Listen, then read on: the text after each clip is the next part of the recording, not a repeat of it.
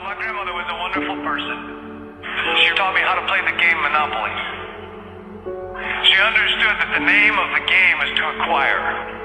She would accumulate everything she could, and eventually she became the master of the board. And eventually, every time, she would take my last dollar, and I would quit in utter defeat. And then she would always say the same thing to me. She'd look at me and she'd say, "One day, you'll learn to play the game." One summer, I played Monopoly with a neighbor almost every day, all day long. We'd play Monopoly for hours. And that summer, I learned to play the game. I came to understand the only way to win is to make a total commitment to acquisition. I came to understand that money and possessions, that's the way that you keep score. And by the end of that summer, I was more ruthless than my grandmother. I was ready to bend the rules if I had to win that game. And I sat down with her to play that fall.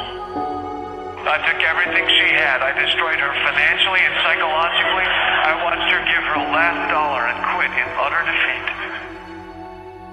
And then she had one more thing to teach me. Then she said, "Now it all goes back in the box." All those houses and hotels, all the railroads and utility companies, all that property and all that wonderful money. Now it all goes back in the box. I didn't want it to go back in the box.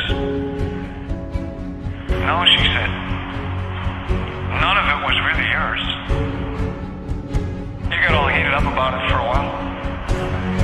But it was around a long time before you sat down at the board.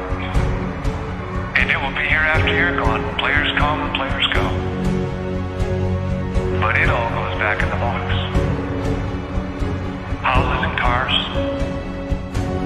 titles and clothes, filled barns, bulging portfolios, even your body.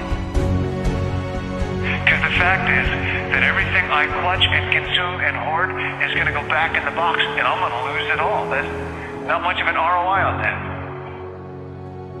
So you have to ask yourself, when you finally get the ultimate promotion, when you've made the ultimate purchase, when you buy the ultimate home, when you have stored up financial security and climbed the ladder of success to the highest rung you can possibly climb it, and the thrill wears off, and it will wear off,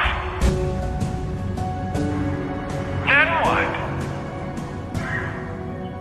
How far do you have to walk down that road before you see where it leads? Surely you understand, it'll never be enough. So you have to ask yourself the question, what matters?